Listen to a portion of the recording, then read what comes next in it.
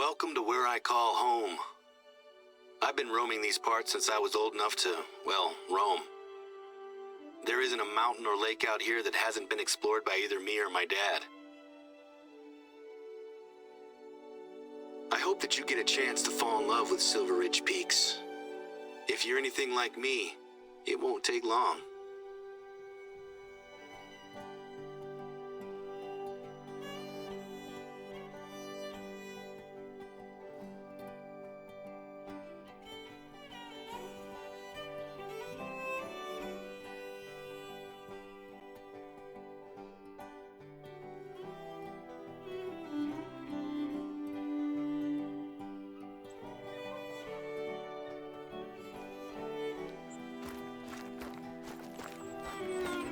Good morning. I hope you got a chance to grab a big breakfast before heading out. There's a lot of ground to cover and it's tough on an empty stomach.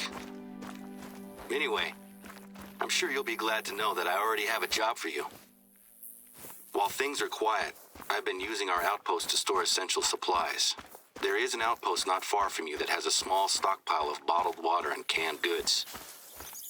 I need you to grab some things from this outpost and ferry them over to one of our observation towers. Don't worry, it's not a long journey. You'll be back to hunting in no time. Before now, we've always just used the lakes for drinking water. But ever since Dad got ill, we've had to put emergency measures in place. We always had emergency supplies, of course. But now we need to account for the possibility that our entire water table is polluted. This is the place. The supplies should be laid out, ready for you to pick them up. We need at least 6 water bottles, a couple of cans of peaches or whatever we've got there. And there should be a stack of flyers. Grab them too. Dad and I are convinced that it's just the one lake, polluted by the old mining sump next to it. But it's taking forever to get tests done, and it's not worth the chance of someone else getting sick.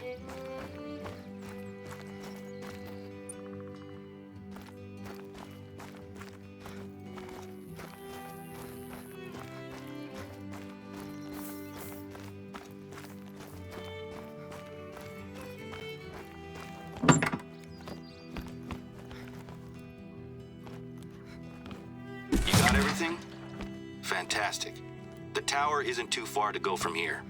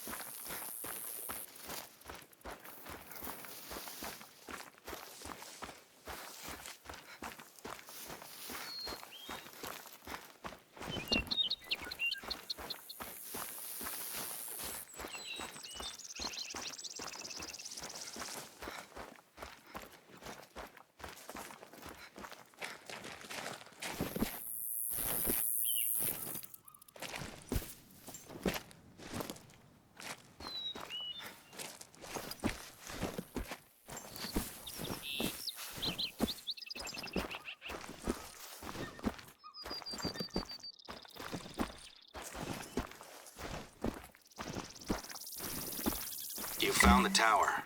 There's hopefully a free shelf inside, somewhere you can stash the supplies. Oh, you should hang on to a couple of the flyers, though.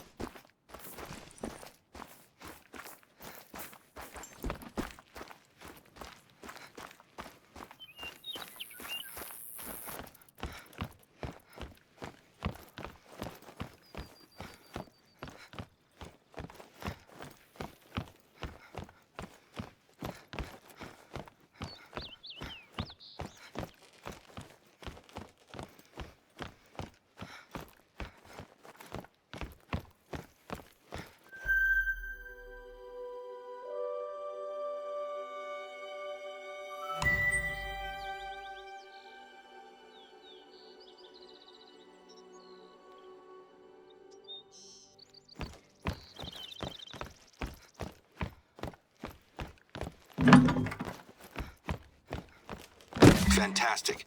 That tower should have everything it needs now. How's the view from up there?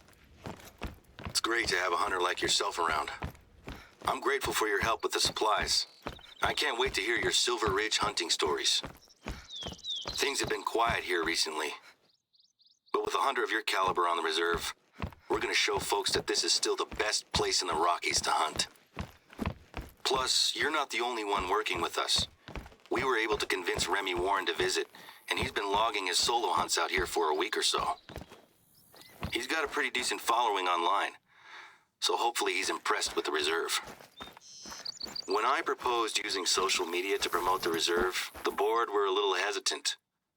But they're giving us a chance to try something new, and I'm sure it'll be worth it.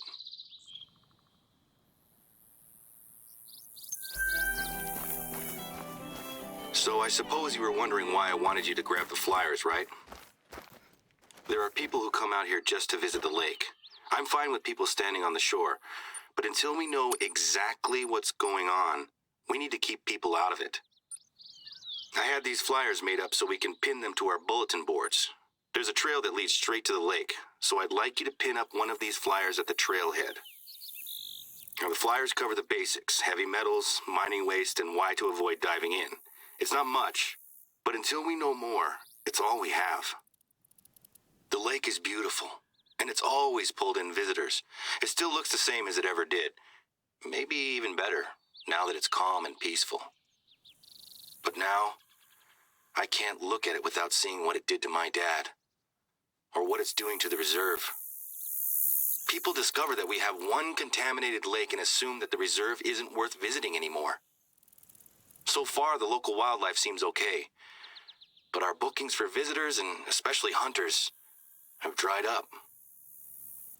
I have a few contingency plans that I want to try out. I'm a little nervous, though, as our board can be a little conservative. And if my ideas don't involve pulling in hunters, it can be really tricky to get them on board. It was easier to convince the board to invite yourself and Remy into the reserve, given that you're both hunters with good reputations.